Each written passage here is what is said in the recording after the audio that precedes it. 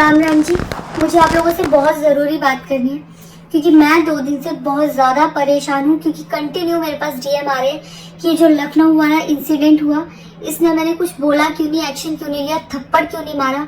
और कुछ लोग मुझे ही गलत समझ रहे हैं, कुछ मीम्स पे लिख रहे हैं कि ये तो हंस रही थी, मज़े ले रही थी। कि पब्लिक में कोई मुझे ऐसे टच करके जाएगा उसमें मुझे खुशी होगी, मुझे मज़े आएंगे। सारी बात ये थी कि जब इनका सॉन्ग के लिए मेरे पास कॉल आया तो मैंने सारी चीज़ें क्लियर कर ली थी कि इसमें ऐसा वैसा कॉस्ट्यूम तो नहीं है, कोई डबल मीनिंग लाइन तो नहीं है और इसमें ऐसा वैसा सीन तो नहीं है। और मैं शूट पर गई, शूट पे सब कुछ नॉर्मल था, मुझे कोई प्रॉब्लम नहीं हुई। जब इन्होंने मुझे लखनऊ के इवेंट के लिए बोला तो मैंने हाँ बोल दिया क्योंकि मुझे शूट पर भी कोई प्रॉब्लम नहीं हुई थी। और जब मैं लखनऊ में गई, मैं स्टेज पर थी, मैं पब्लिक से बात कर रही थी। पवन सिंह जी ने मुझे बोला कि इधर कुछ लगा हुआ है। उसे थोड़ी देर पहले ही मेरी ड्रेस वो न्यू थी, साड़ी में नीचे टैग लगा रह गया था। तो मेरे दिमाग में आया कि शायद ब्लाउज का भी टैग लटक रहा होगा। मैं हंसकर उस चीज को दबा रही थी कि अगर मेरा टैग लगा भी है तो वो चीज जिस टाइम मैं पब्लिक से माइक में बात कर रही हूँ उस टाइम ना बोल के साइड में भी बोली जा सकती है, इसलिए मैं उस चीज को उस टाइम पे दबा रही थी। मैंने हंस के टाला, अवॉइड किया और फिर दोबारा बात करने लगी। वो बोले नहीं कुछ लगा है, नहीं कुछ लगा है। तो मैंने कहा नहीं लगा, वो बोले लगा हुआ है। तो मुझे लगा कि शायद लगा ये तो मेरे को लग रहा था कि कुछ लगा है इसलिए ये बोल रहे हैं। और पर फिर भी मैंने हंस के वहां पे टाला, पब्लिक से अपनी बात कंप्लीट की। कंप्लीट करने के बाद जब मैं अपने टीम मेंबर से मैंने पूछा साइड में जाके कि कुछ लगा है, क्या लगा है, उन्होंने बोला कुछ भी नहीं लगा था। जब मैंने देखा मेरे सच में कुछ नहीं लगा था, तब मुझे बहुत ज्यादा बुरा लगा, गुस्सा आया और रोना भी आया। लेकिन मुझे ये नहीं समझ आया कि मैं अब क्या करूं यहाँ पर, क्योंकि जहां मैं गई थी लखनऊ में, पवन सिंह जी खुद भी वहीं के रहने वाले हैं, उसी जगह पर इवेंट था। जितना वो क्राउड था वो सारा उनका फैन बेस था। उनको भगवान बोल रहे थे और भक्त बोल बोल के उनके पैरों में गिर रहे थे। वो उनका फैन बेस था, क्राउड था। तो मुझे समझ नहीं आया कि मैं क्या करूं। अगर मैं कुछ भी बोलती तो क्या वो लोग मुझे सपोर्ट करते। मेरे साथ कुल 3-4 बंदे यहाँ से गए थे, तो वहां जितना क्राउड था क्या वो लोग मेरा साथ देता। मैंने सोचा मैं बैक स्टेज जाके बात करूंगी। इतनी देर में थोड़ी देर रील्स बन के अचानक से वो उतर के चले गए बीच में इवेंट के।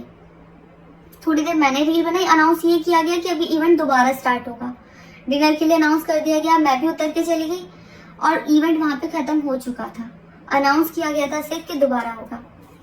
नेक्स्ट डे जब मैं घर आई तो मैंने देखा ये बहुत बड़ा मैटर बन चुका था। मैंने उन लोगों से कांटेक्ट करने की कोशिश की, किसी ने मेरा फोन पिक नहीं किया, ना ही उन लोगों ने फोन करके मुझसे हालचाल पूछा कि परेशान हो या कुछ भी, नहीं, कोई हालचाल नहीं दिया।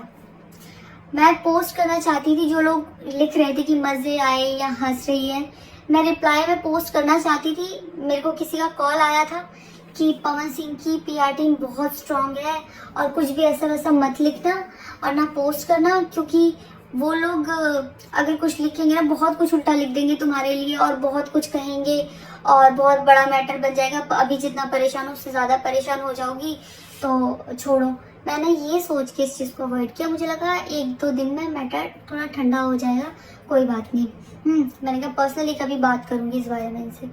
लेकिन बढ़ता जा रहा है, ऊपर से ना उनकी तरफ से कोई रिप्लाई मिला और मुझे नहीं पता कि ऐसे में मुझे क्या करना चाहिए था और क्या करना चाहिए।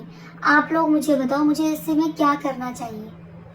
मैं बिल्कुल भी सपोर्ट नहीं करती कि हाँ ये चीज़ नॉर्मल है या इसको नॉर्मल समझूं।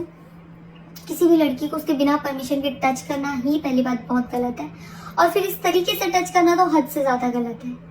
यही सेम चीज़ अगर हरियाणा में हुई होती ना तो मुझे जवाब देने की ज़रूरत नहीं पड़ती। यहाँ की पब्लिक अपने आप जवाब दे देती, यहाँ की ऑडियंस फुल सपोर्ट करती और जवाब देती। लेकिन मैं उनकी जगह पर थी, वो यहाँ पे नहीं थे।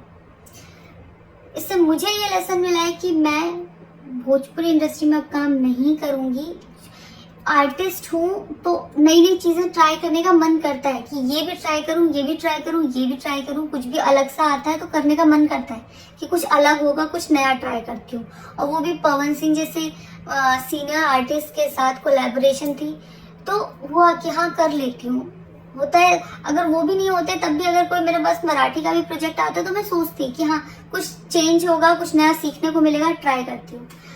पर ये भोजपुरी में काम करने के मेरे साइड इफेक्ट थे जो मेरे साथ हुए। मैं अपने परिवार में, अपने हरियाणा में खुश हूँ, मुझे नहीं करना काम भोजपुरी में। पर आप लोग मुझे ज़रूर बताना कि इस सिचुएशन में अगर आप होते और आप वहाँ पर होते तो आप उस टाइम पर क्या करते और मेरी गलती कहाँ है। जय श्री राम।